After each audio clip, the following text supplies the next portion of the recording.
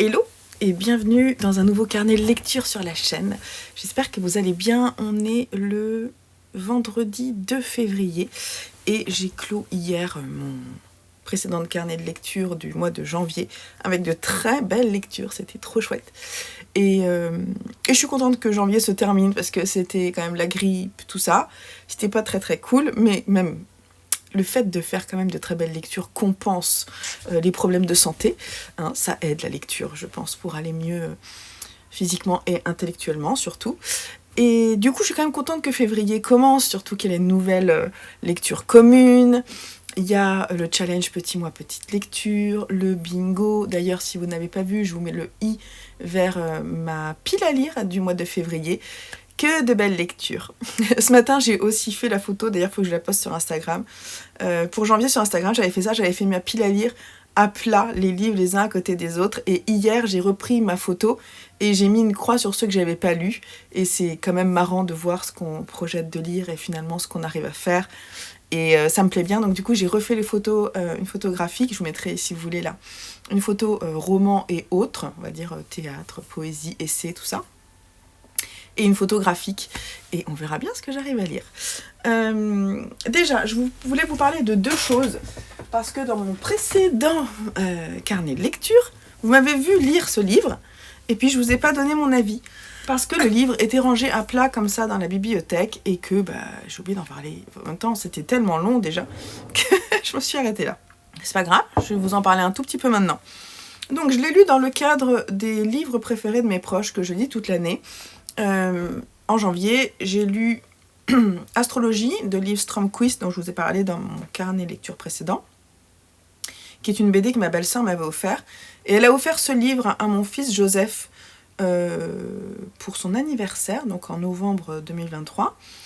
Et quand je lui ai parlé de mon envie de lire des livres préférés de mes proches, elle m'a dit lis celui-là, parce que moi, j'ai beaucoup aimé. Alors c'est un livre que vous connaissez peut-être si vous l'avez eu en lecture obligatoire, par exemple au collège, ce qui a été le cas pour mon... Et donc moi, j'étais très intéressée de savoir ce que c'était, parce que je n'en avais pas entendu parler. J'en ai parlé avec ma sœur d'ailleurs, et elle non plus ne connaît pas du tout. Alors, du coup, c'est un livre qui a été écrit dans les années 40, 50. Alors attendez, je vais vérifier. 1952. Je vais vous lire juste le pitch parce que j'ai peur de pas forcément bien vous l'expliquer et j'ai pas envie qu'on y consacre trop longtemps. En Nouvelle-Guinée, une équipe de savants à laquelle s'est joint le journaliste Douglas Templemore cherche le fameux chaînon manquant dans l'évolution du singe à l'homme. En fait de fossiles, ils trouvent une colonie bien vivante de quadrumanes, donc de singes. Mais a-t-on jamais vu des singes troglodytes et enterrant leurs morts ? Tandis que les hommes de science s'interrogent sur la nature de leurs tropices, un homme d'affaires voit en eux une potentielle main-d'œuvre à bon marché. La seule parade au noir dessein du sieur Van Cruzen est de prouver l'humanité des tropices. Pour obtenir la preuve nécessaire, Doug, donc le journaliste, risquera sa tête pour notre plus vif divertissement et notre édification. Sous le rire de cette satire allègre se pose la grave question de ce que nous sommes, nous les personnes humaines, animaux dénaturés. Donc, c'est un roman, alors je lui ai mis 15 sur 20. J'ai trouvé des passages extrêmement longs. Oh là là, j'ai trouvé des passages longs, je me suis ennuyée sur beaucoup de passages. Mais la question de fond est vraiment super intéressante, à savoir, qu'est-ce qui fait la différence entre un singe et un homme ? À quel moment on va dire que parce que il y a un langage, parce que il y a une âme, entre guillemets, parce que, ou il n'y en a pas, parce que il y a des effets de groupe ou des signes religieux, du fétichisme, tout ça, on va explorer tout ça pour savoir si tous ces signes-là définissent l'homme, l'humanité, ou non.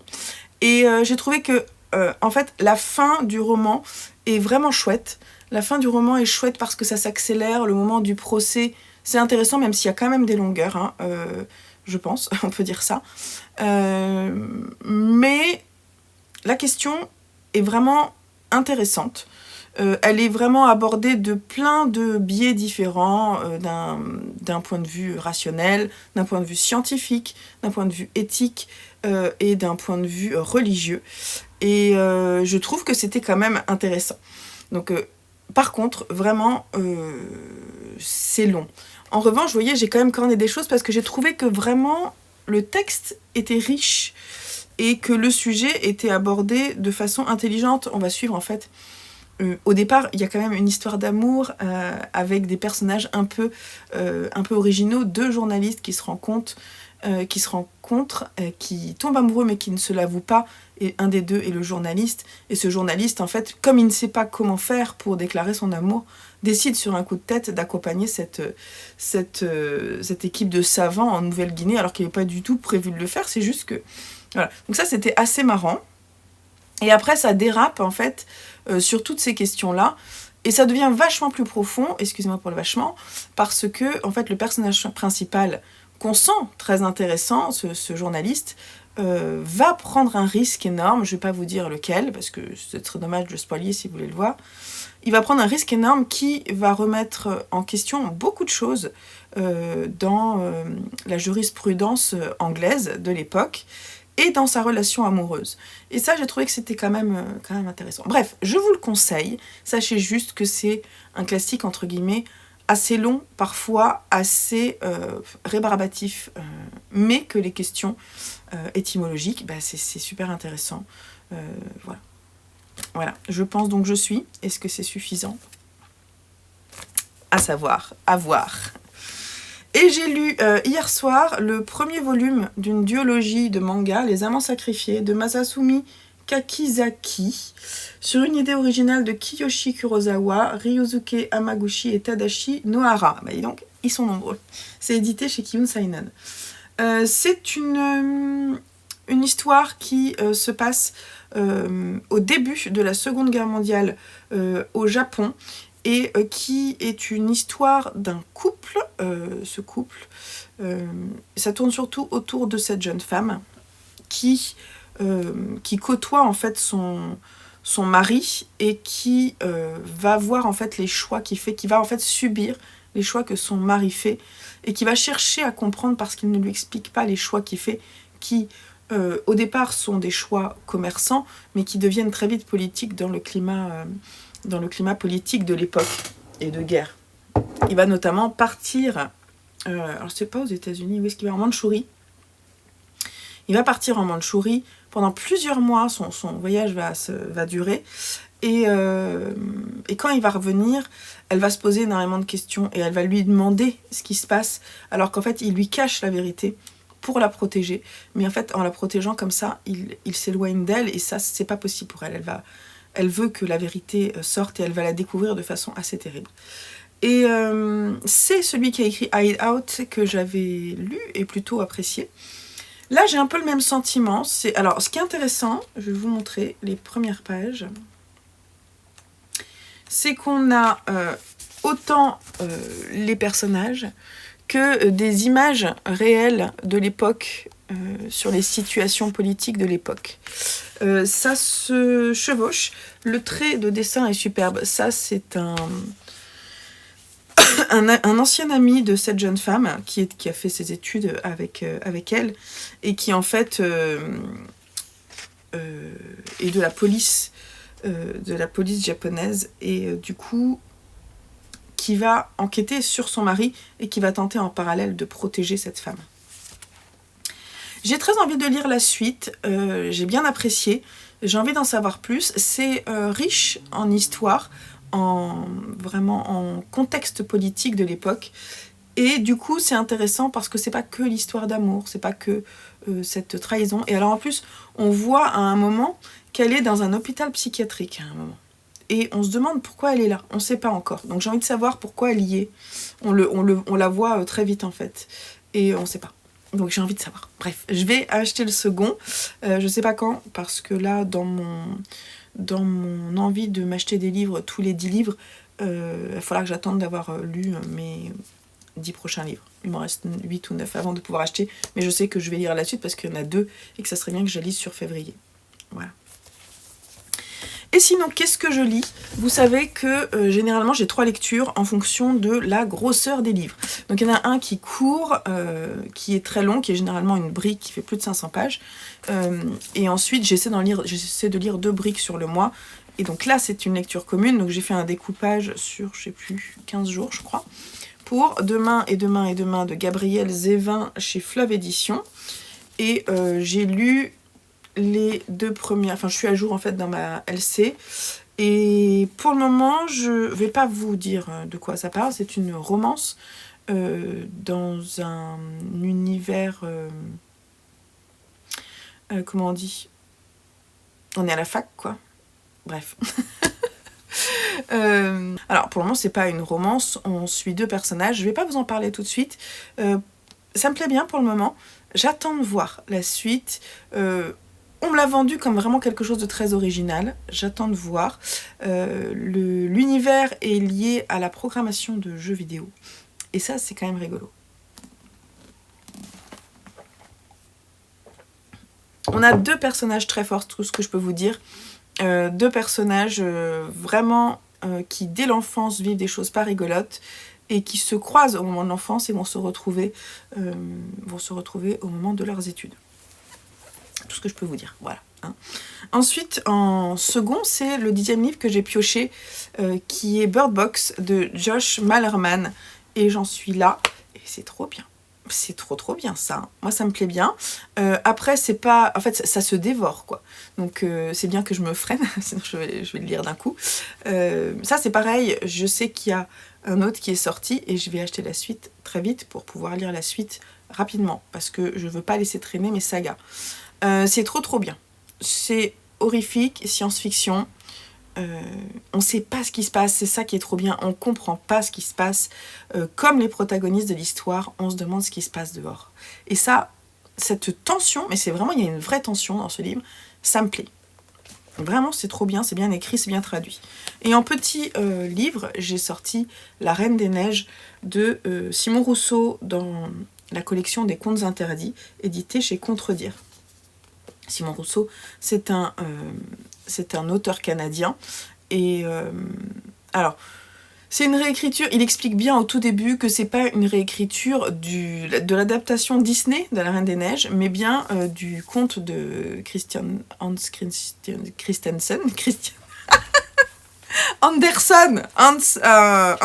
Andersen. Ah, je sais jamais. Oui, c'est ça. Voilà, et donc du coup on va pas retrouver tout le contexte qu'on a eu dans La Reine des Neiges dans Disney, et tant mieux, parce que c'est pas ça que je cherche. Et pour le moment j'ai lu 1/3 du roman, je vais le lire en 3 fois, parce que hier en fait je l'ai commencé, et j'avais fait une séparation au moment à genre 40 pages pour le lire en 5 fois, et ça se dévore tellement que je me suis dit bah non je vais accélérer parce que c'est trop bien, envie de savoir la suite. C'est vraiment bien. Il écrit bien Simon Rousseau. Moi, en fait, j'ai lu de lui un autre conte interdit. Et pour le moment, j'ai lu que Simon Rousseau. Et La Belle et la Bête, j'ai lu de lui, ça, je cherchais. Et j'ai aussi Peter Pan de lui. Donc, pour le moment, je suis contente parce que je trouve qu'il est vraiment... Il a une écriture très prenante. Je ne vais pas vous raconter tout de suite, je vous en parlerai à la fin. Mais c'est très bien aussi. C'est assez stressant, on comprend pas trop ce qui se passe non plus, donc c'est cool. Et j'ai commencé aussi Les Grandes Oubliées, pourquoi l'histoire a effacé les femmes de Titiou Lecoq, édité chez l'Iconoclaste. Et j'ai lu le premier chapitre, et ça par contre je le lis dans la journée quand je fais une pause lecture. Je vais lire un chapitre par jour, alors pas tous les jours, c'est les jours où je bosse par exemple, pour me faire une pause lecture, ça se lit assez rapidement. Et je voulais vous dire que, aussi pour terminer, dans cette séquence beaucoup trop longue, que j'ai commencé une nuit là où je dormais pas bien, parce qu'en ce moment je fais des réveils à 3h ou 4h du matin. Ce matin c'était 5h, donc ça allait. J'ai commencé à lire Elle et lui de George Sand, et j'ai lu les 36 premières pages, pour me rendre compte qu'en fait c'était pas un livre qui faisait 150 pages ou 160 pages comme il était prévu sur Livre Addict, mais bien 350. Et donc je vais pas le lire, je l'ai abandonné pour ce mois-ci. Ça veut pas dire que je vais pas le lire, parce que ce que j'ai lu m'a bien plu, mais je vais pas le lire tout de suite. Et donc je l'enlève en fait de ma pile à lire. Je suis un peu déçue de voir en fait que c'était plus long que ce qui était annoncé, j'ai pas compris. En fait, quand on regarde, il y a 350 pages, si je dis pas de bêtises. Donc, du coup, pour le moment, je le laisse de côté. Mais c'est pas grave, je le reprendrai, ça veut pas dire que je veux pas le lire. Et alors, j'ai une BD sur George Sand. J'avais envie de la découvrir pour comprendre un peu sa vie, même si j'avais déjà entendu un podcast sur sa vie que j'avais trouvé très intéressant, un podcast de France Culture. Et du coup, je me disais que j'allais lire cette BD avant de lire les autres livres de ma pile à lire. J'ai notamment Mauprat, qui me fait peur par sa longueur aussi, mais que j'ai envie de sortir parce que l'écriture de George Sand me plaît quand même beaucoup. J'ai lu La Mare au diable et La petite fadette, et qui m'ont beaucoup plu, mais qui sont des livres courts. Voilà, donc il faut que je me motive. Voilà, mais je pense que vraiment Mauprat peut me plaire. En revanche, je sais pas quand est-ce que je le sortirai. Voilà. Et Elle et lui peut me plaire aussi, hein. Mais c'est pareil, je pense que c'est pas le bon mois. Donc on va attendre peut-être le mois prochain. Je vais peut-être le reporter pour le mois prochain. Voilà ce que je voulais vous dire. On va se laisser là pour le moment. Je vais retourner à mes lectures. Et on se reparle très très vite.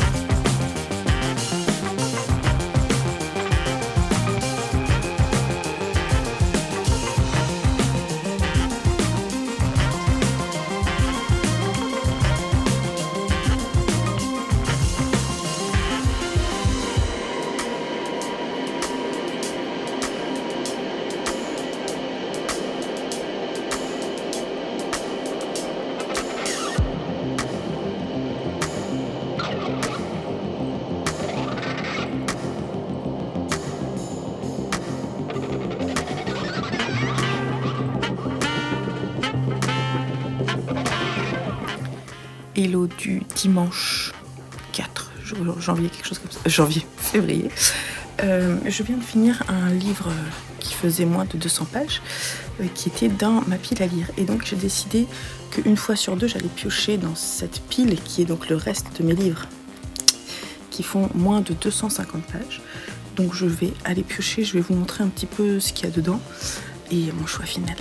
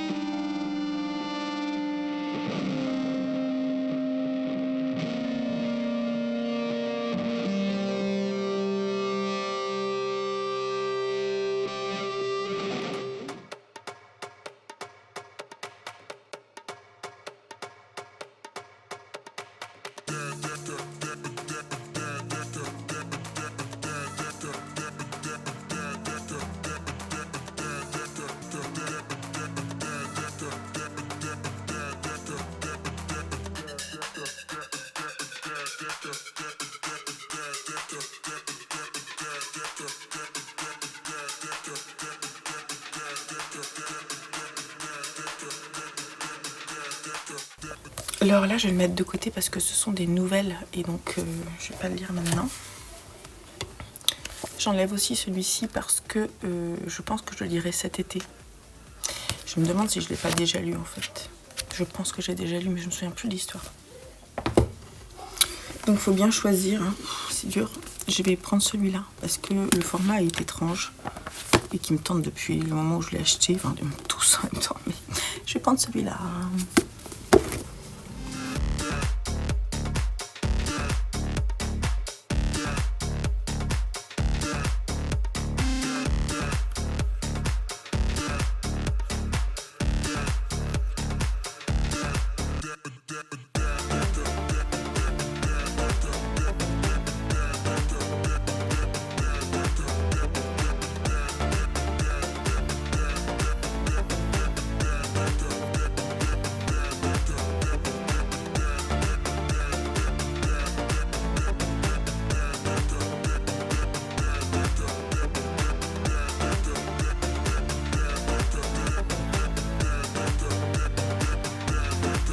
Un petit coucou sur la chaîne lecture, j'espère que vous allez bien. On est lundi 5 février et je suis en train de crocheter, c'est pour ça que je ne vous regarde pas. En fait, je termine mon granny et je suis à vous. En fait, je me suis dit que j'allais vous parler déjà un petit peu des livres que j'étais en train de... que j'avais fini de lire. Pas que je suis en train de lire parce que je pense qu'ils vont avancer assez rapidement et que du coup... je vais vous en parler quand ils seront terminés. Mais là, j'en ai fini 2 et je voulais vous en parler. J'ai fini ces 2 livres. Donc d'abord, j'ai fini Les Contes Interdits avec la réécriture de La Reine des Neiges de Simon Rousseau, édité chez Contredire. Je vous en ai parlé un peu rapidement. Donc là, on est quand même très loin de La Reine des Neiges de Disney, hein.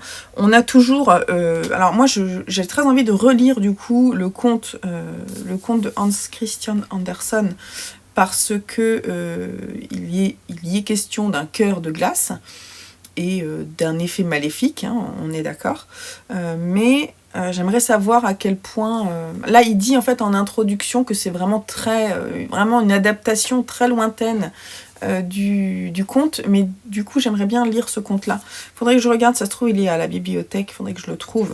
Alors, j'ai beaucoup aimé le début du roman, je trouvais que le personnage était attachant, donc c'est une jeune femme qui perd son grand-père, qui va quitter sa vie pour sa vie quotidienne, le temps d'aller voir sa grand-mère et de l'aider. Et en fait, elle se rend compte en arrivant que c'est pas du tout une mort naturelle et qu'en fait, il s'est suicidé.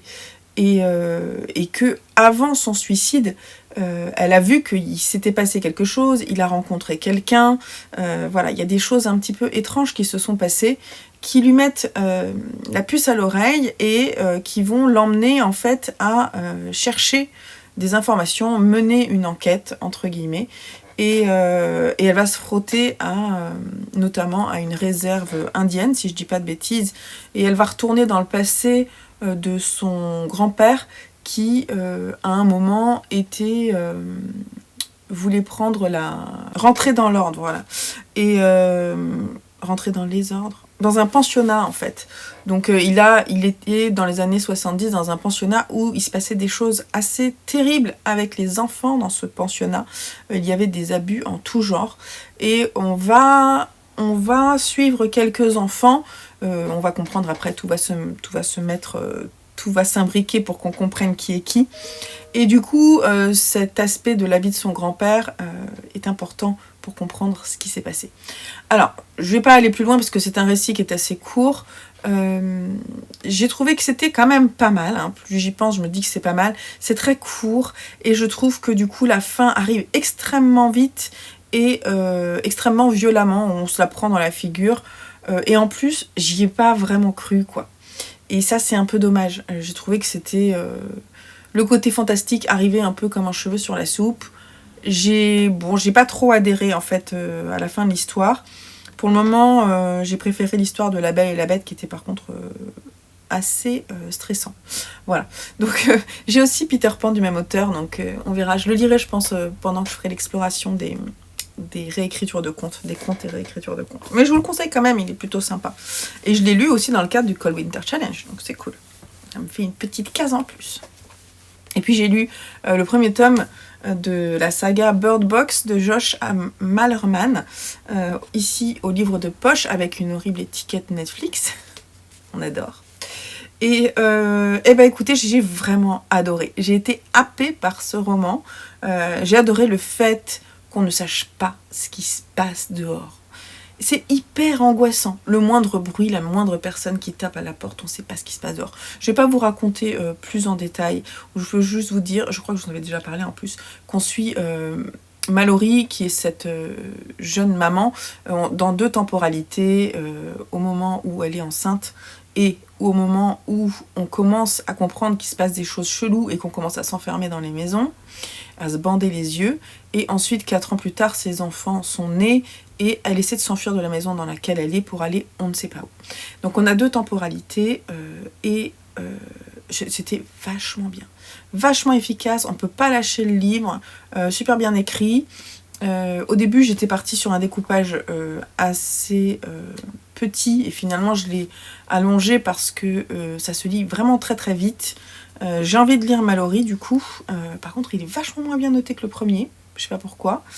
Faudrait que j'aille revoir l'avis de Jodie, les livres de la crypte, parce que je crois qu'elle l'a lu le deuxième. Voir ce qu'elle en a pensé, si elle a été déçue ou non. Mais ce premier, là, trop bien. Je sais que Mallory, je crois qu'il se passe des années après, quoi. Les enfants, ils sont quasiment adultes. Bref, j'ai adoré. Y a plein de petits trucs, du coup, je peux pas vous en parler parce que sinon je vous spoilerai plein de choses. Mais j'ai trouvé que c'était vraiment très chouette, bien écrit. Les personnages, tous très rapidement, très accrocheurs, parce qu'il y en a plusieurs. Et en plus, on se demande, du coup, mais qu'est-ce qui s'est passé, quoi ? Pourquoi c'est comme ça maintenant ? Qu'est-ce qui s'est passé ? Tout le temps. Et ça, c'est trop bien. Et les moments, en fait, de description où ils ont les yeux bandés et ils savent pas où ils vont, c'est flippant, quoi. Franchement, j'aimerais pas que ça nous arrive. Hein. Et donc, en fait, moi, j'y ai vachement cru parce que du coup, j'étais à fond dans... Je trouvais que c'était... Ça faisait vraiment flipper, quoi. Pour moi, c'est vraiment horrifique, angoisse, science-fiction, c'est tout ce que j'aime, quoi. Et c'était vraiment très bien. Voilà, donc pour le moment, je vous parle de ces 2-là, et on se retrouve un peu plus tard pour d'autres lectures. Voilà. J'ai pas mal avancé déjà le Long Way Down, que je vais finir peut-être aujourd'hui. J'ai une BD aussi en cours sur George Sand, et puis voilà, des lectures qui avancent. Et c'est trop cool. Ah oui, puis alors ce matin, j'ai commencé l'immeuble Yacoubian de Ala El Aswani pour l'Égypte. Et c'est trop bien. C'est trop bien, j'ai eu du mal à le fermer ce matin. Ça me plaît beaucoup. Donc j'espère que ça va continuer comme ça. Voilà. Donc on se retrouve plus tard.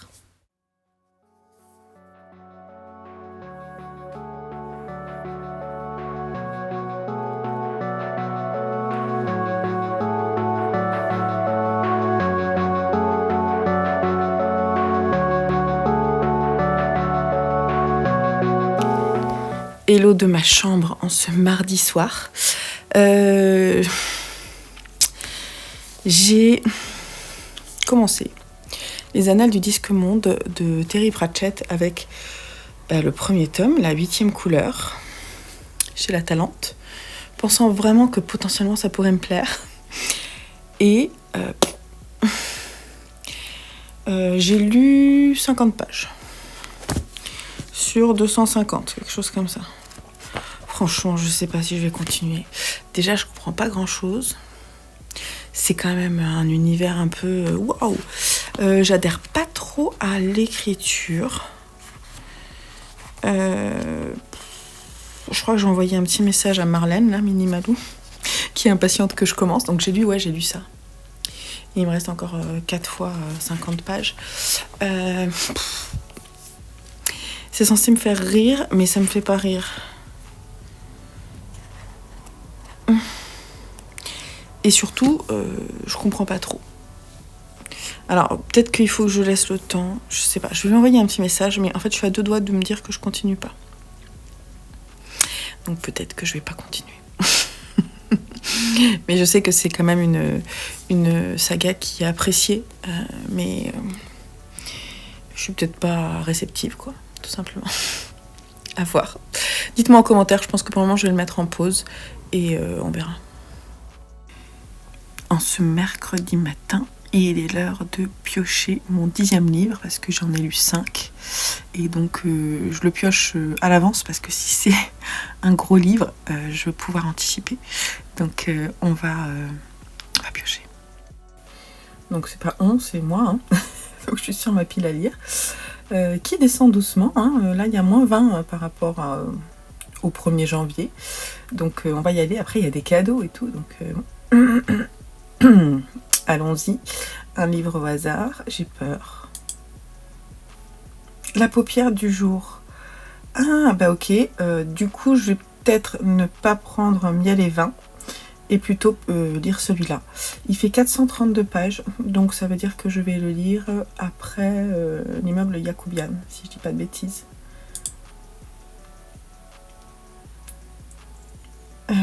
Je pense qu'il y a une histoire d'amour. Le chemin d'une femme qui se débarrasse des liens qui l'attachent au passé. Ce 2e roman de Myriam Chirous met en scène une nature splendide, omniprésente, magnifiquement évoquée. Par contre, son premier roman...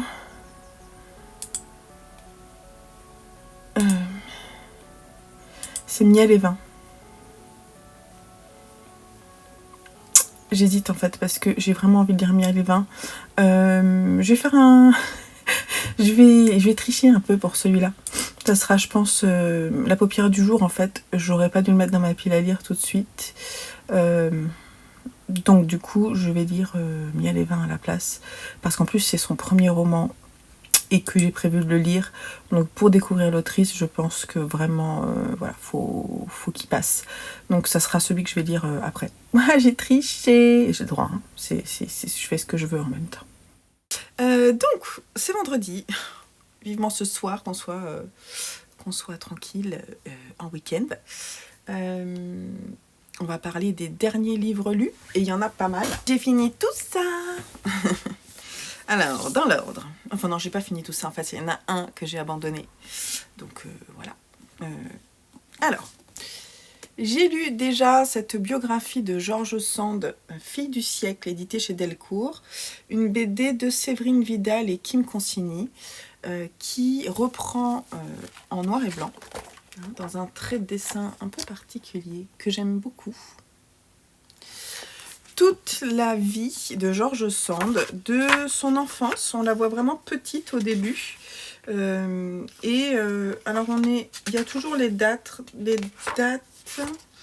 Donc ça commence en 1830, quelque chose comme ça. Attendez, j'essaie de voir. Hein. Ça commence au château de Nohant en 1808. On les voit arriver au château, sa mère, son père, ses enfants, la perte de son petit frère. Elle avait la gale quand elle est arrivée. Ils ont fait un voyage assez terrible. On va voir un peu les souffrances qu'elle a pu avoir, puisque sa mère va perdre son dernier petit bébé. Son mari va mourir également d'une chute de cheval. Et donc elles vont se retrouver... Alors attendez, parce que non, elle a quand même un... Oui, elle va se retrouver avec sa mère chez sa belle-mère. Et c'est sa belle-mère qui va en fait la garder pendant que sa mère part. Parce que sa mère en fait était de conditions précaires. Et elle remet en fait l'éducation de sa fille à sa belle-mère, ce qui ne ravit pas Aurore, de son prénom au départ. Et donc du coup, on va la suivre toute son enfance. Il y a une grande partie où elle est assez jeune. Après, quand elle sera une jeune femme, à chaque fois on a des petits extraits de ses livres pour rythmer un peu comme des chapitres. Et puis on va voir hein, tout le fait qu'elle grandisse, qu'elle s'épanouisse. Elle va se marier assez jeune dans un mariage qui va pas la rendre heureuse. Puis ensuite elle va commencer à écrire. Et puis très vite elle va vraiment tomber en passion pour l'écriture.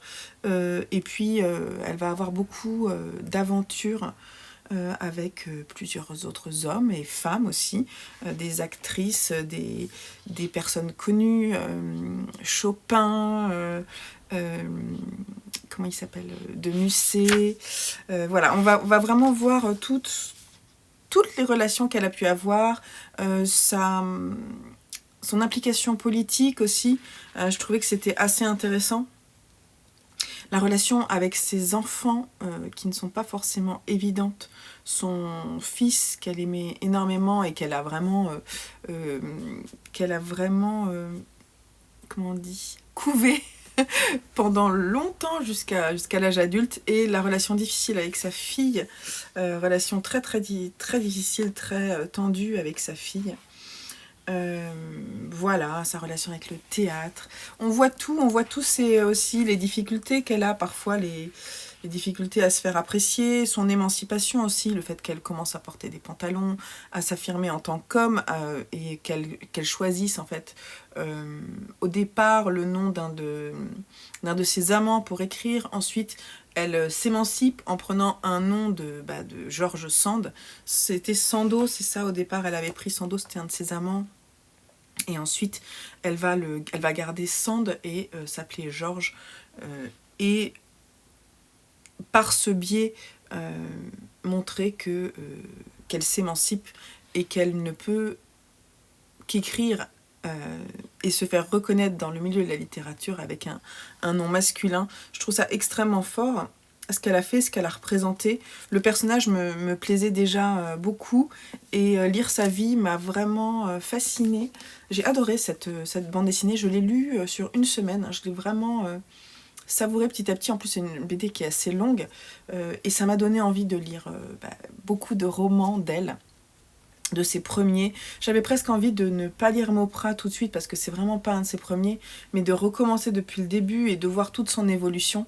Elle a aussi écrit des pièces de théâtre et je les ai pas lues, donc je sais pas. Et puis finir par sa biographie parce qu'elle a écrit ses mémoires, ça serait intéressant aussi.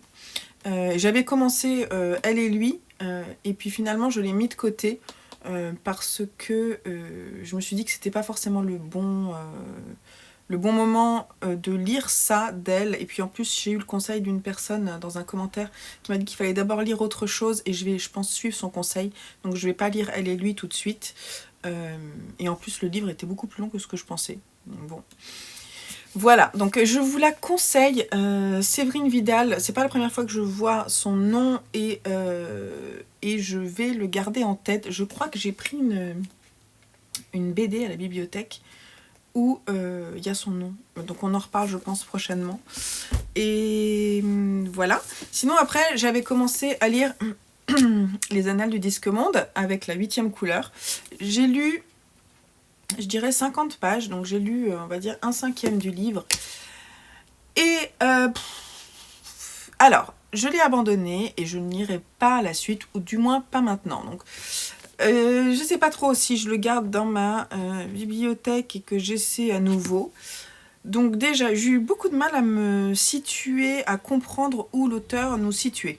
Et j'ai eu beaucoup de mal à comprendre. Je trouvais que c'était rempli de mots tarabiscotés, de choses qu'on comprend pas. Alors je pense que c'est fait exprès, il a créé un monde de fou, hein. Mais j'ai été perdue dès le début, je comprenais pas de quoi on parlait. Le seul truc que j'ai aimé, c'est sa note de bas de page, là, voilà, je l'ai corné.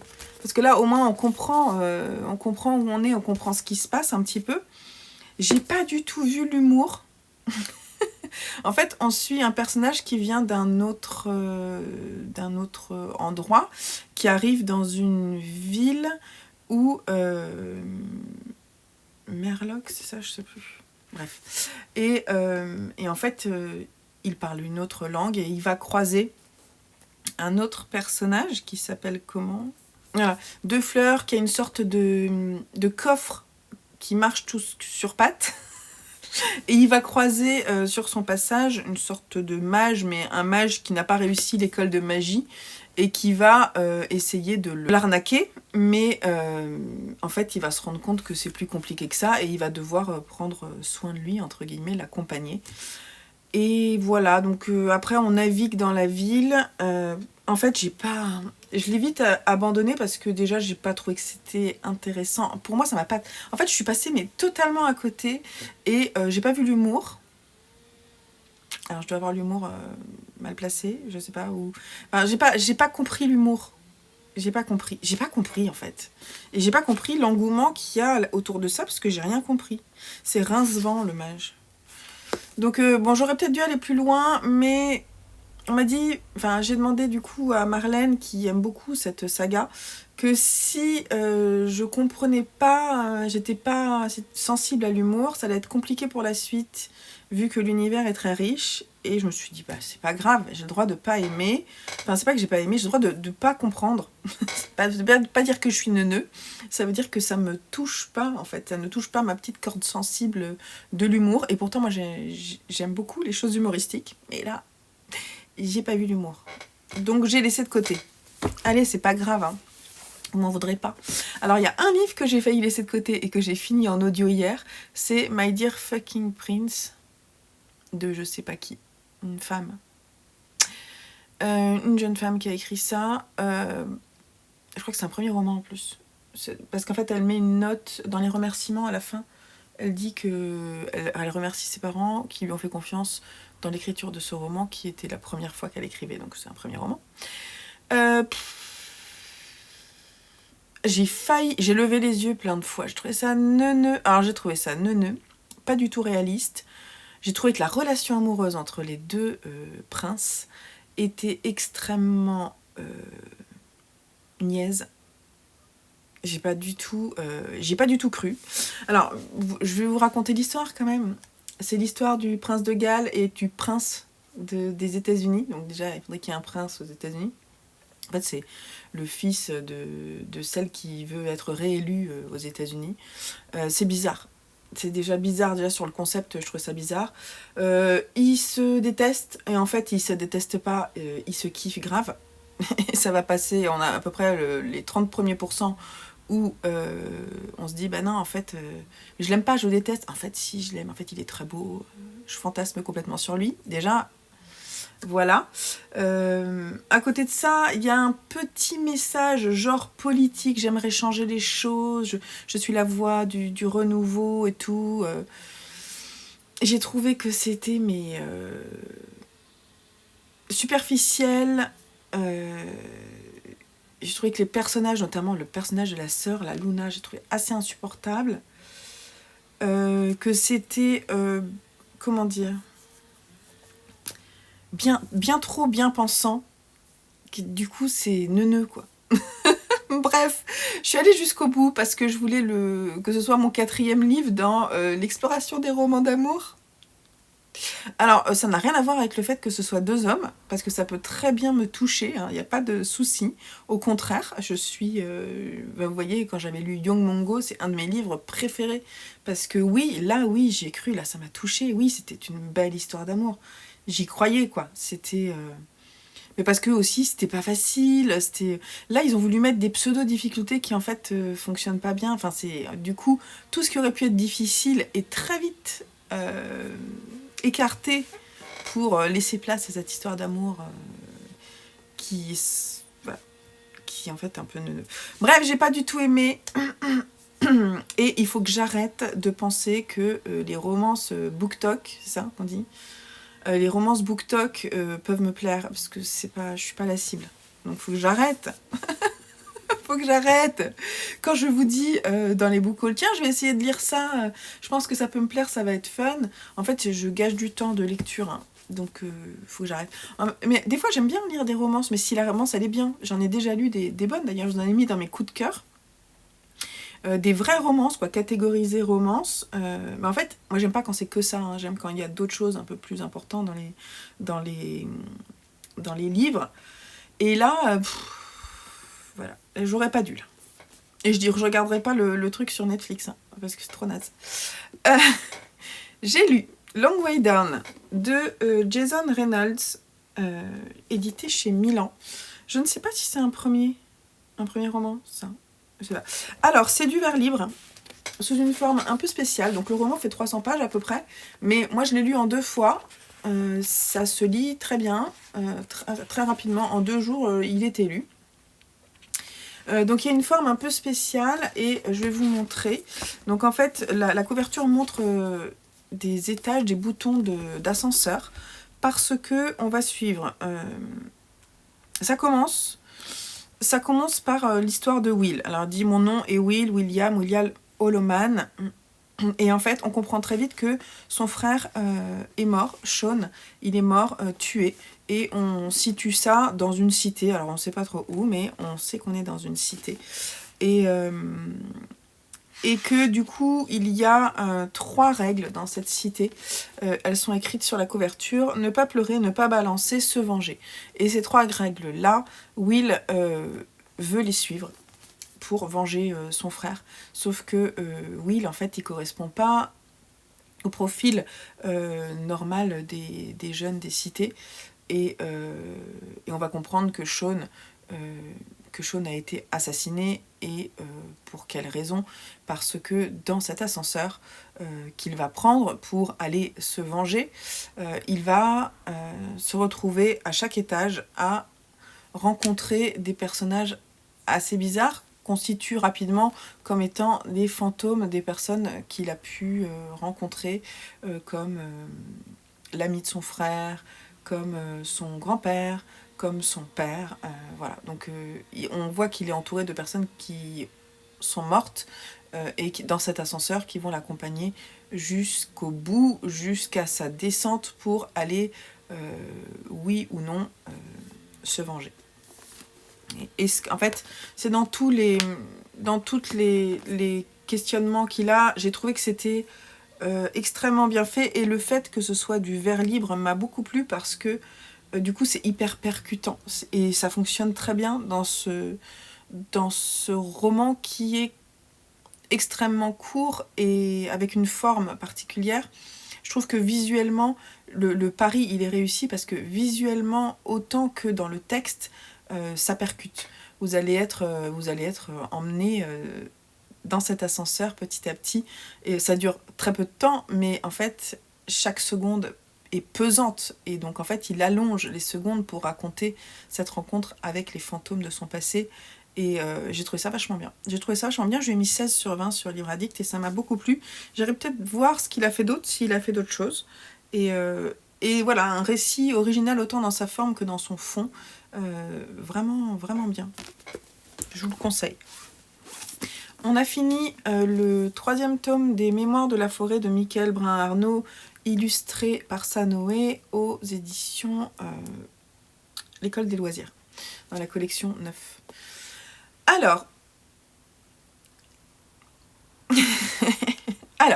je lui ai mis 16. Je lui ai mis 16 pour l'écriture que j'adore. Alors, ce sont des livres que je lis à voix haute à mes enfants. Et je vous assure que, comme j'en ai lu déjà pas mal, je trouve que la qualité d'écriture est toujours là. Et j'adore lire ces textes à voix haute parce que c'est vraiment super bien écrit, avec un vocabulaire riche et des structures de phrases vraiment particulièrement belles. Et c'est pour ça que j'ai mis 16, parce que sinon j'ai trouvé que l'histoire a été vraiment moins bien que les 2 premiers tomes. Alors nous on a adoré le premier tome, où moi j'ai même été vraiment émue. Alors j'en ai pas pleuré, mais j'ai été émue vraiment avec le premier tome. Le second tome, on l'a bien aimé, mais un peu moins. Et j'ai trouvé que ce 3e tome, j'ai moins aimé. Alors après, on a toujours adoré regarder. Donc ça se passe vraiment dans ce train en grande partie. Il s'appelle L'Étoile de Belle Écorce. Et on suit toujours le personnage de, comment il s'appelle, Archibald, qui part avec son neveu, Bartholomé. Et en fait, ils vont à la recherche des parents de Bartholomé, Séraphin et Pimprenel, qui devaient rentrer, mais en fait, ils ne sont pas rentrés. Donc ils commencent à s'inquiéter. Ils devaient rentrer d'un voyage. Et le jour de leur retour, ils sont pas là. Et donc du coup, ils vont partir à la recherche de ses parents. Et donc on comprend toujours que le personnage de Bartholomé, il a des problèmes aux poumons. Donc il a une santé fragile. Et voilà, donc il est assez attendrissant, il est plutôt mignon, il s'inquiète pour ses parents. Il va rencontrer plusieurs personnages. On va rencontrer... Il y a toujours des situations quand même qui sont rigolotes. Il y a une situation notamment, je vais essayer de vous la montrer... parce que nous, on a bien aimé. Ils vont aller dans un restaurant. Alors, ça se passe vraiment en hiver, donc pour la lecture, c'était quand même pas mal. Je sais pas si je vais le retrouver. Mais à un moment, ils vont dans un restaurant où le repas arrive avec un petit train comme ça. Et j'ai trouvé que, voilà, il y a des choses qui sont vraiment bien retransmises. Mais vous voyez, par exemple, quand on rencontre ce personnage, là, j'ai moins aimé. Alors, pour ceux qui l'ont lu, hein, j'ai trouvé que c'était un petit peu long.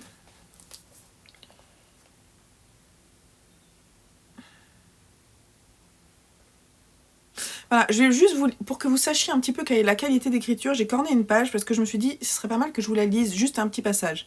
Il parle de l'hiver. L'hiver se devait d'être célébré pour ce qu'il donnait autant que pour ce qu'il reprenait, car s'il était annonciateur de faibles températures, de repas rationnés et d'arbres effeuillés, il apportait aussi son lot de cadeaux inespérés, des couvertures et des goûters partagés, des efforts communiés et une forêt métamorphosée par la poudreuse qui s'y déposait. Et moi, je trouve que c'est super bien écrit. Je trouve que c'est super bien écrit parce que, voilà, c'est... Enfin, rien que pour le lire à voix haute, je vous dis, j'ai adoré. Et finalement, il pourrait me raconter ce qu'il veut. Ça marcherait. Et là, l'histoire, elle nous a moins plu, vraiment. Alors, la fin de l'histoire, ça nous a pas plu du tout. Je vous dis pas ce que c'est. Moi, j'ai été vraiment déçue par la fin de l'histoire. Voilà. J'espère que le 4e et dernier volume sera cool. Alors là, c'est un coup de cœur. Ah là là, mais ce manga, mais trop bien. Ah, je suis impatiente de lire la suite. Alors, j'ai lu le premier tome de Death Note, un manga. Alors là, il représente, dans la Black Edition, comme ça fait 2 tomes en fait.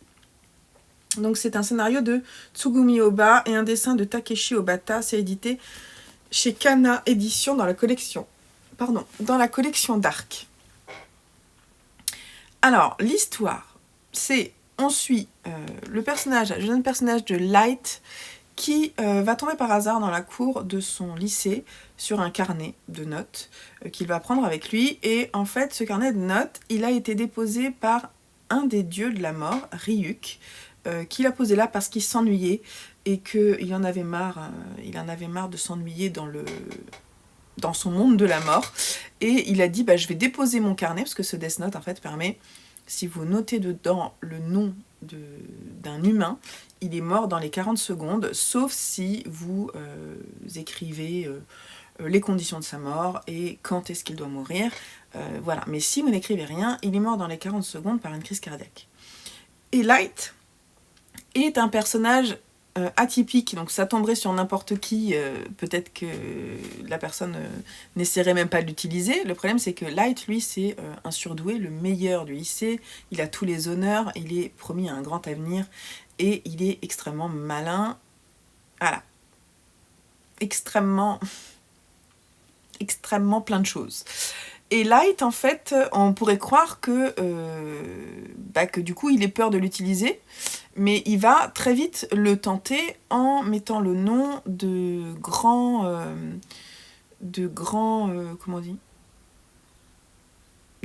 meurtriers qui sont emprisonnés. Il va le tester d'abord dans une situation qu'il voit à la télévision parce que y a une prise d'otage. Et en fait, il va y avoir à la télé le prénom et le nom de la personne avec le visage de la personne qui apparaît. Et donc du coup, il va mettre le nom du preneur d'otage. Et dans les 40 secondes, on se rend compte que tous les otages sortent du bâtiment et que le gars qui a pris les otages a eu une crise cardiaque. Et là, il se dit oh, « ça fonctionne !» Et à ce moment-là, il va voir apparaître Ryuk, parce que celui qui prend le Death Note est le seul qui peut voir le dieu de la mort. Donc, il va en fait rencontrer Ryuk. On pourrait croire qu'il est mort de peur, et finalement, on se rend compte que non. Donc, il est vraiment particulier, ce Light. Et donc, il va décider d'exterminer tous les grands méchants du monde avec ce carnet.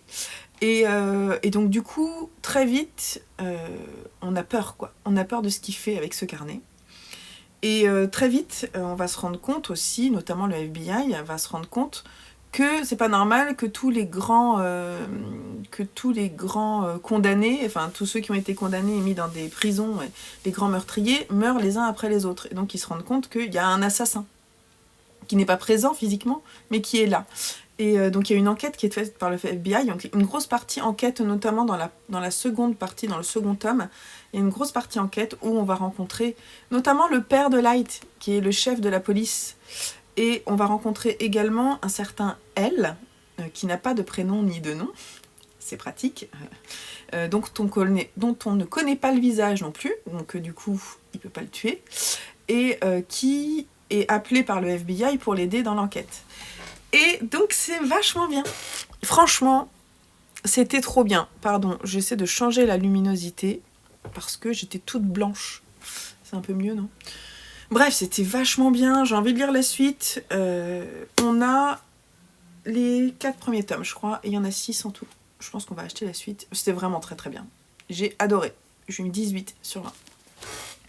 Voilà, donc je vais finir demain cette vidéo. Je pense que j'aurai fini. Je pense que j'aurai peut-être fini deux ouvrages. C'est pas sûr, mais je pense. Donc on verra bien. Et puis si j'en ai fini qu'un, c'est très bien. Et comme ça, on viendra conclure, parce que ça fait beaucoup de livres dont je vous parle, mais en ce moment, c'est bien. Bon, après, un peu de déception, j'avoue, pour les Annales du Disque Monde, de passer à côté. Voilà. Si vous pensez qu'il faut que je l'aborde autrement, et que je persiste, bah dites-le moi, mais à mon avis, c'est juste que ça me parle pas, et ça peut arriver, hein. On a le droit d'abandonner des livres, hein. Voilà. Donc je vous laisse là, on se retrouve demain pour conclure ce carnet de lecture. Et ça, c'est le tome 2 que je suis allée piquer dans la chambre de mes garçons. Je vais bientôt le lire. Ah, c'est clair, c'est trop bien. J'ai envie de savoir la suite.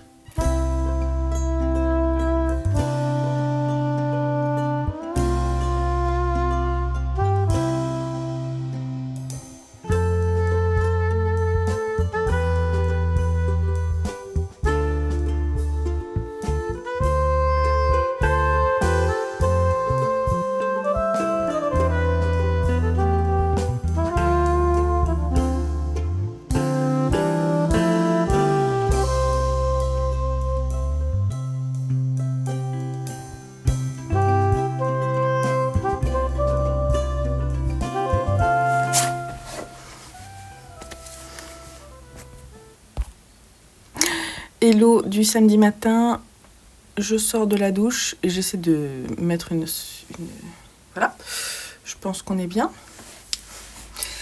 Hello du samedi matin, désolée, j'ai les cheveux mouillés, je sors de la douche, mais en fait j'ai envie de filmer maintenant parce qu'il est 10h15 et que j'aimerais faire le montage peut-être en début d'après-midi, ou dans l'après-midi du moins, pour vous proposer la vidéo ce soir. Et puis du coup après j'aurai pas trop le temps de filmer avec des bonnes conditions. Il fait un temps tout pourri là, en région parisienne, c'est tout gris, c'est pas super, mais c'est pas grave. C'est février quoi, hein, voilà. Alors je vous avais dit que j'aurais peut-être 2 livres à vous chroniquer, mais en fait j'en ai 3, on va dire il y a un graphique. Alors déjà hier soir j'ai fini, pardon, ce genre de petites choses de Claire Keegan que ma mère m'avait offert quand j'étais venue, je sais plus, j'étais en vacances et sur ma table de nuit il y avait ce petit paquet cadeau.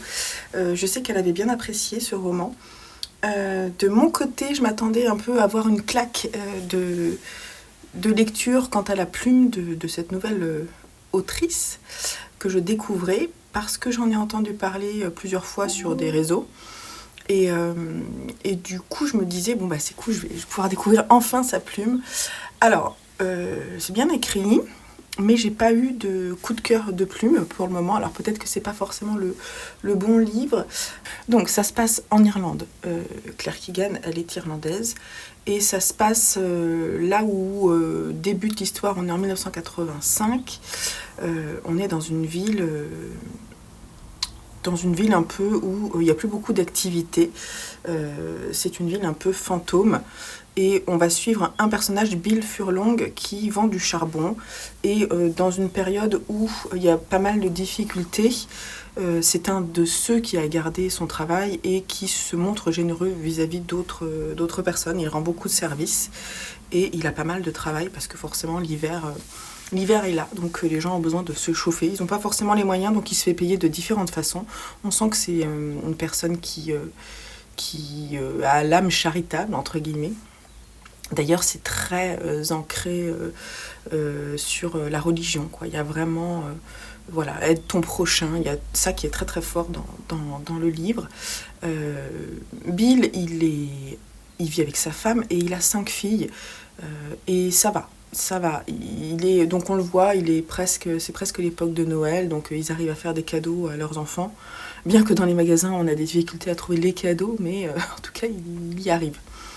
Mais la force de travail, quoi. C'est vraiment un endurant. Et en fait, on va nous raconter son histoire, comment est-ce qu'il est arrivé dans cette ville, comment sa mère a été recueillie par Mrs. Je sais plus comment elle s'appelle. Mrs. Wilson. Et en fait, cette Mrs. Wilson va prendre Bill sous son aile. Sa mère, elle, va décéder et c'est Mrs. Wilson qui va lui donner les clés pour qu'il puisse prendre sa vie en main. Donc, il va avoir beaucoup d'affection pour cette personne-là. Voilà, il va vivre sa vie. Et en fait, donc on a son passé et en parallèle une histoire assez sombre qui se passe dans une blanchisserie qui est tenue par des nonnes, enfin je sais pas comment on dit, des sœurs. Je suis vraiment samedi matin, c'est dur. Donc elle est tenue par des sœurs, mais en fait, dans cette blanchisserie, quand il va livrer son charbon, il se rend compte qu'il y a plein de jeunes femmes bizarres, souvent pieds nus, qui sont en train de trimer pour tout nettoyer, qui ont les yeux un peu transparents, et voilà. Et un jour, il va rencontrer une de ces jeunes femmes qui a été enfermée dans un des locaux en dehors de la blanchisserie, et en fait, elle semble perdre un peu la tête et elle lui dit qu'on lui a enlevé son bébé, tout ça, et puis elle est dans un état, on sent qu'elle a faim, qu'elle est déshydratée, et en fait il va mettre le doigt sur quelque chose qui lui semble vraiment pas clair, quoi. Et petit à petit, les gens du village vont lui dire maintenant il faut pas que tu t'approches de ça, il faut pas que tu t'en occupes, ce que font ses sœurs, on laisse ça de côté, c'est Dieu qui gère ça, c'est pas toi. Et en fait, ça le travaille. Et voilà, l'histoire c'est un peu ça. Je sais rien spoiler parce que on est là, tout est écrit là. Même sa femme, Eileen, est d'avis que de telles choses ne les concernent pas. Voilà, et ça se passe en quelques jours, et on fait des allers-retours, on fait des retours en arrière pour la vie de Bill, pour savoir qui il est. J'ai eu du mal en fait à avoir de l'empathie pour ce personnage. J'ai trouvé que sa vie ne m'a pas forcément touchée. J'ai pas été touchée par les difficultés qu'il a rencontrées. Et par contre, c'est un fait réel. Enfin, c'est un fait inspiré de choses qui se sont vraiment passées dans des blanchisseries. Donc c'est écrit à la fin. Il s'agit d'une œuvre de fiction dont aucune partie n'est fondée sur une ou des personnes précises. La dernière blanchisserie de Magdalen d'Irlande a été fermée en 1996. On ignore combien de filles et de femmes ont été cachées, incarcérées et forcées de travailler dans ces établissements. 10 000 est l'estimation la plus basse. Donc voilà, elle s'inspire de ça, en fait, pour raconter l'histoire d'un personnage qui va ne pas rester indifférent au sort de ces jeunes femmes. Voilà. Bon, c'est passé sur moi un peu sans laisser de traces, malheureusement, bien que l'histoire soit pesante, hein, on est d'accord, j'en ai bien conscience, mais la plume ne m'a pas complètement transcendée, mais ça marche pas, c'est pas parce que ça marche pas avec moi que ça peut ne pas marcher avec vous, hein, on est d'accord. Ce matin, j'ai fini l'immeuble Jacobian de Ala El Aswani, édité ici chez Babel, mes éditions chouchou, en poche. Alors, c'est une lecture que j'ai proposée en lecture commune dans le cadre de notre exploration de l'Afrique septentrionale, si je dis pas de bêtises, c'est ça. Oui, et donc on est parti en Égypte avec Ala El Aswani, avec son premier roman, qui est sorti quand ? Une bonne question, ça. 2006. 2004 d'abord, et ensuite 2006 pour la traduction française. Et oui, moi j'ai adoré. J'ai vraiment adoré. Là oui, j'ai un coup de cœur de plume.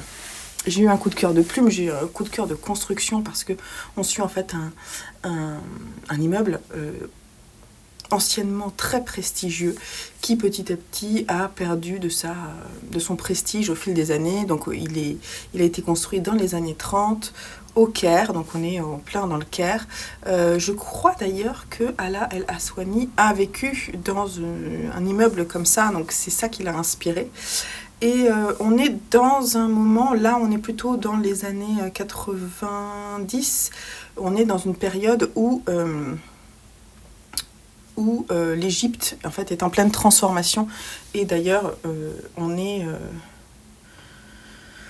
vraiment dans un monde où, dans un pays et dans une ville où la corruption est à son comble, où il y a une montée très très importante de l'islamisme, de l'intégrisme, et c'est assez terrible. Les inégalités sociales, l'absence de liberté sexuelle, tout ça. Et donc en fait, par le biais de cet immeuble, on va aller regarder en fait à travers toutes ces fenêtres. J'adorerais pouvoir faire ça.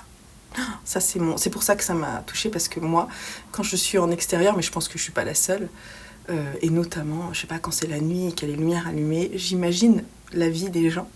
Et là, vraiment, c'était ça. C'est-à-dire qu'on rentrait par une fenêtre et on regardait ce qui se passait. Et là, il se passe quoi?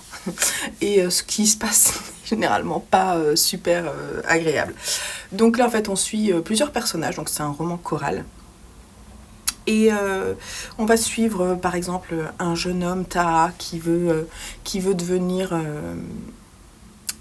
policier. Et en fait, il est extrêmement doué, il passe le concours pour intégrer la police, mais malgré toutes ses bonnes études, ses bonnes notes, en fait, il n'arrive pas à passer l'oral parce que son père est gardien de l'immeuble Yacoubian, et donc, du coup, ce statut social lui enlève toutes ses chances de faire ce qu'il souhaite faire.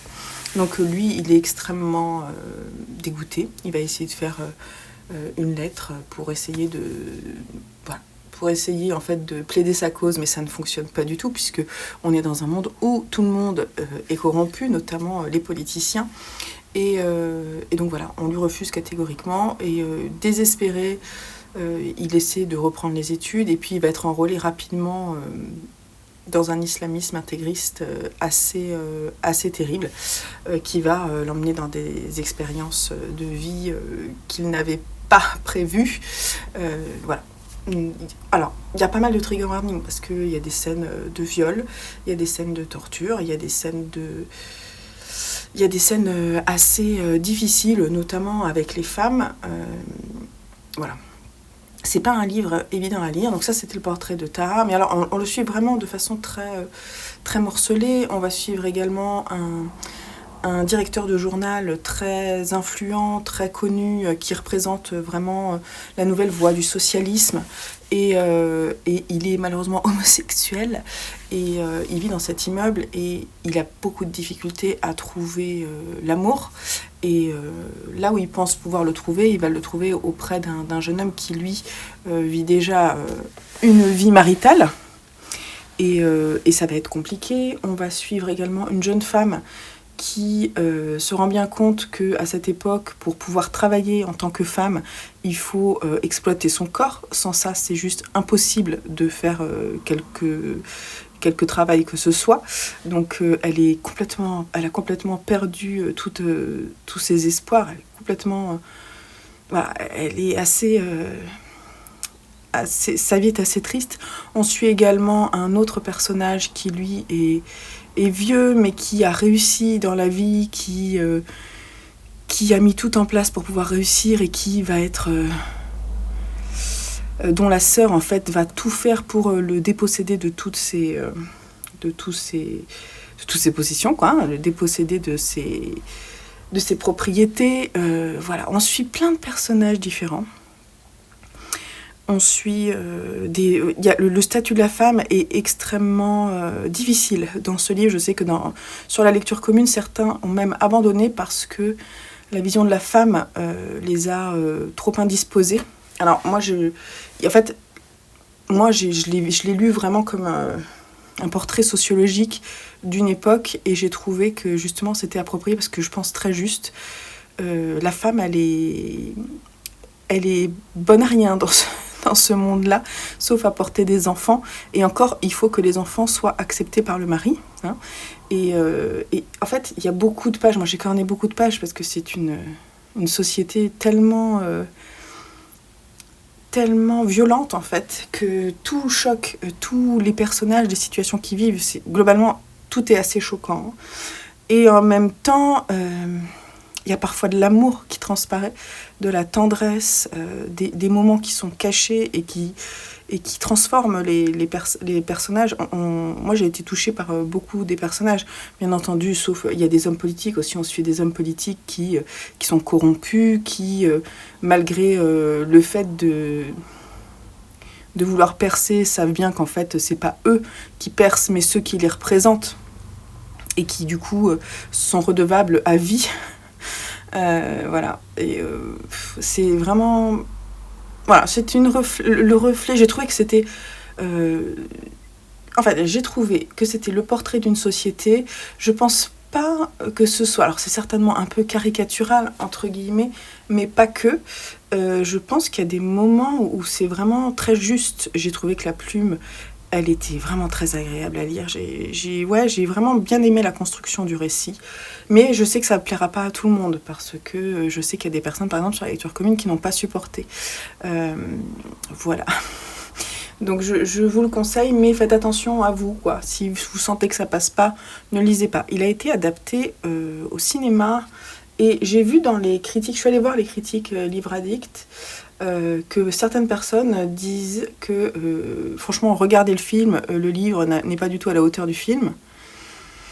Alors, il faudrait que je regarde le film, parce que moi, j'ai tellement aimé le livre que, ma foi, ça se trouve, je vais pas aimer le film, je ne sais pas, mais en tout cas, ça m'a vraiment beaucoup plu. Et je peux pas vous le résumer, parce que rien qu'en en parlant, en fait, c'est tellement de petits moments très importants pour l'histoire du Caire, pour l'histoire de cette société, pour l'histoire des personnages, qu'il y en a tellement que je ne peux que vous conseiller de lire et d'aller voir, quoi. C'est vraiment... Ouais, c'est un portrait sans demi-mesure, je trouve, de cette société que, pour moi, Alaa El Aswany critique fortement. Hein. C'est vraiment le reflet des transformations qu'il a exécrées. Donc, c'est pas forcément facile pour lui, à mon avis, de l'écrire, mais je pense qu'il avait besoin de l'écrire.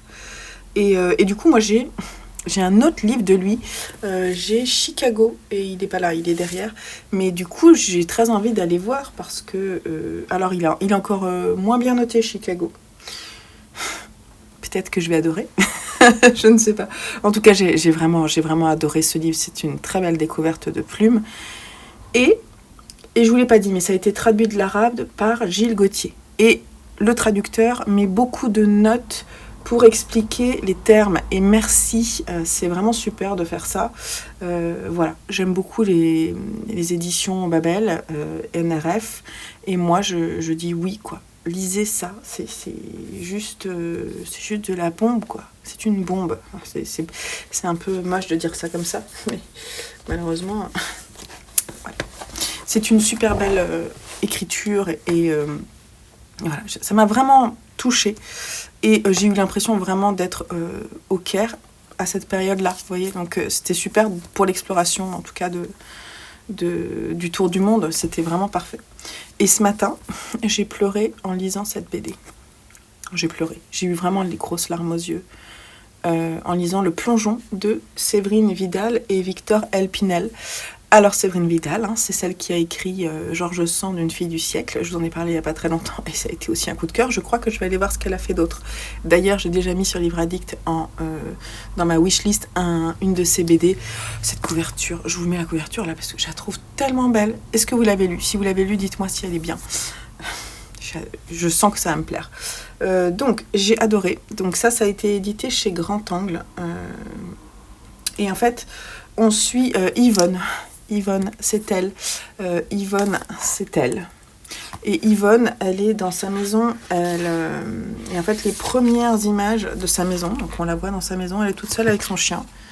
Les premières pages, ça a été très dur. Et en fait, elle a mis sa maison à vendre. Donc, elle doit quitter sa maison parce qu'elle n'a plus les moyens de vivre seule dans cette maison. Sa famille n'a pas la possibilité, ne veut pas, donc c'est un choix. Donc, elle va dans un EHPAD. Et donc, c'est son arrivée à l'EHPAD. Et Yvonne, elle est un peu hors du commun. Elle a beaucoup de mal, en fait à se faire à ce nouveau rythme, à voir des gens. Ça va avoir des effets positifs et des effets négatifs. Ça m'a fait rire parce que du coup, on voit les activités qui sont proposées aux vieux et les réactions d'Yvonne sont assez mémorables. J'aime beaucoup. Mais en même temps, c'est extrêmement émouvant parce qu'on voit que les personnes âgées, par exemple, attendent la visite de leurs enfants, petits-enfants, et que généralement, ils ne viennent pas. On voit leurs difficultés de plus en plus pour se mouvoir, pour se rappeler des choses, les maladies mentales de la sénilité. On voit beaucoup de choses. En même temps, on voit des rapprochements, des nouvelles amitiés qui naissent, des fois de l'amour, du moins de la tendresse, et c'était vraiment superbe, et ça m'a touchée vraiment. Je vais vous montrer quelques planches pour que vous voyez un peu le style de dessin. J'ai trouvé les dessins assez beaux. Je pense que ça a joué avec mon ressenti, et avec Yvonne, on retourne dans nos souvenirs, on se projette sur notre vieillesse. Elle m'a touchée, hein, vraiment. Je me suis vue plus âgée, et je me suis demandé comment je réagirais face à tout ça, face à l'arrivée prochaine de la mort, de la perte. Voilà, tout ça, c'est assez... ça touche au cœur, quoi. Et j'ai trouvé que c'était fait sans trop d'emphase, et du coup c'était très juste et vraiment extrêmement touchant. Je vous la conseille, mais bon, sachez à quoi vous attendre, hein, c'est pas une histoire gay.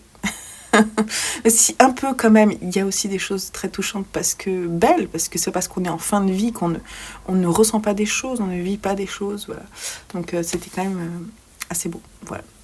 C'est vraiment, Séverine Vidal, c'est une belle découverte de ce début d'année. Voilà, donc j'espère lire d'autres choses d'elle. Et ben c'est là-dessus que je vous laisse pour ce carnet de lecture qui, à mon avis, va être très long et long à monter. Je vous fais des gros bisous. J'en ouvre un très vite, et il courra pendant une semaine. Donc je ne sais pas trop ce que j'aurai potentiellement lu. Là, il me reste un livre qui est en cours, c'est demain et demain et demain. Et je vais commencer 2 autres livres.